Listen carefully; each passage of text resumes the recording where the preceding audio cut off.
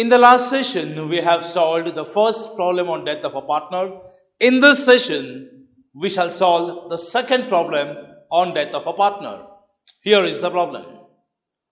A, B and C are partners in a firm sharing profits and losses in the ratio of 2:1. The balance sheet is given of the three partners as on 31st March 2018. Before we see the adjustments, we have to take up the amounts from the balance sheet. But check out who died. A died on what date? 30th September 2018. So we have to prepare A's capital account and A's executors account. Before we see what all the executors are getting, we know that from the balance sheet, capital and reserve is to be given. Check out the balance sheet. What is A's capital in the balance sheet? 30,000 rupees. Let us give it back to the executors. We take it as by balance brought down 30,000. Check out the balance sheet again. Do we have any reserves? Yes, we have general reserve of rupees 10,000. In that 10,000 reserve, we want A's share, the deceased partner share. So let us prepare note number 1 showing A's share in reserve. 10,000 into 2 by 5. 10,000 divided by 5 is 2 into 2. What we get is 4,000. This is A's share in reserve. Full share. What all full shares are given? Capital, reserve and goodwill. Let's see. And apart from that, if anything is given up to the date of death, that also entire share is to be given. We'll see as we proceed further. First, let us record general reserve by general reserve. Amount that we have calculated is 4,000. Now let's start with the adjustments. A died on 30th September 2018. The date of the balance sheet is 31st March 18. He died on 30th September. That means, let's see how many months is alive. April, May, June, July, August, September. 30th September, so the entire month of September is to be considered. He is alive for only 6 months. Check out what the executors are liable to get. What is given? Goodwill to be valued at 2 years purchase of the average profit of the last 4 years. And they have given the profits. So first what we'll do is, let us calculate goodwill. We have learnt in admission of a partner, valuation of goodwill. Here it is very clearly mentioned, average profit, based on the average profit. Average profit has two methods, simple and weighted. How to decide? Check out the profits. Profit of the first year, 13,000, 12,000, 20 and 15. Is the profit increasing or decreasing? No. It's irregular profits.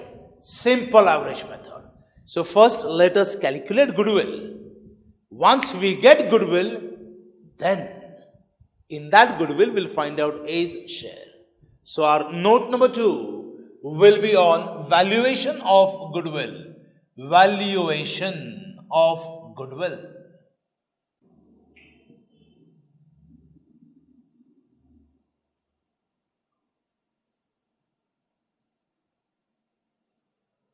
So the valuation of goodwill has been done. Average profit, total profit divided by number of years. We added the 4 years profit divided by 4. Addition 60,000 divided by 4, 15. Into the number of years purchased as mentioned in the problem 2. So that's going to be 30,000. 30,000 is the value of the entire firm, the goodwill. Of that 30,000, we want 2/5 share. 2/5. 30,000 divided by 5, 6. 6,000 into 2. What we get is 12,000. Now let us transfer this goodwill to the capital account. When we transfer goodwill to the capital account, Capital account will increase. Increase in capital is increase in liability. We credit onto the credit side of his account by goodwill. As per our note, rupees 12,000. Let us see what the next adjustment is. A's share in the profit on a revaluation on the date of death is rupees 1,000. This is given the revaluation profit, rupees 1,000.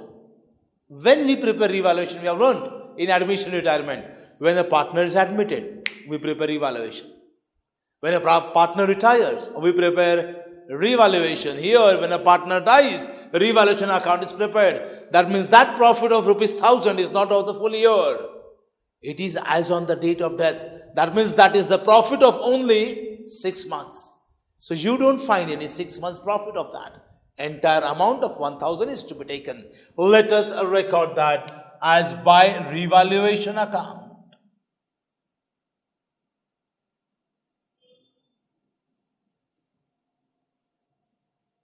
$1,000 into bracket profit. The next adjustment. Profit for the year 15-16 is to be taken into consideration for calculating the accrued profit. Accrued profit is nothing but the profit that we calculate based on previous year's profit. And which years they have mentioned? 15-16. Check out what is the profit of 15-16? 12,000 rupees. Using 12,000. We'll find out the share in accrued profit, and that is going to be our note number 4. A's share in accrued profit up to the date of death. Here. A's share in accrued profit for 6 months. We have to calculate this as mentioned based on the profit of 15-16, 12,000. Into his share, 2 by 5 into 6 upon 12. Here is the calculation. 12,000 divided by 5, 2,400. Into 2, 4,800. 6 by 12 is half of that. Half of 4,800 comes to 2,400 rupees. Let us record that in the account. By profit and loss, as learnt in the last problem, suspense account. 2,400. We need to specify share in accrued profit.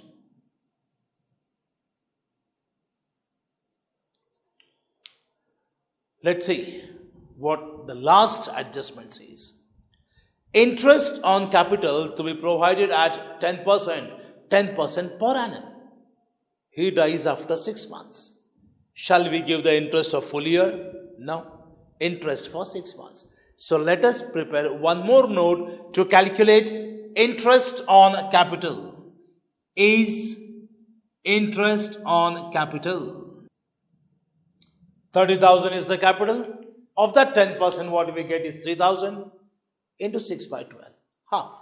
1,500 rupees. Let us record this in the capital account. By interest on capital, rupees 1,500. That's all. Let us balance the account and see what is the amount payable to the executors.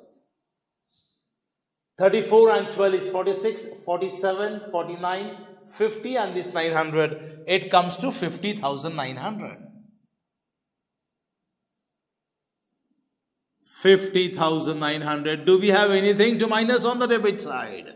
No. So the balance also comes to 50,900. We show it as to the executors of the deceased partner is executors account into bracket balance payable. Transfer that to executors account by A's capital account. 50,900 Is any amount paid to the executors of the deceased? No. Let's balance the account. 50,900. Balance what we get is 50,900. 2. Balance carried down. If we prepare the balance sheet, if balance sheet is asked in the problem, it will be shown in the balance sheet as a liability, because that is the amount what firm has to pay to the executors. In this session, we have solved the second problem on death of a partner. In the next session, we will solve problem number 3 on death of a partner. Thank you.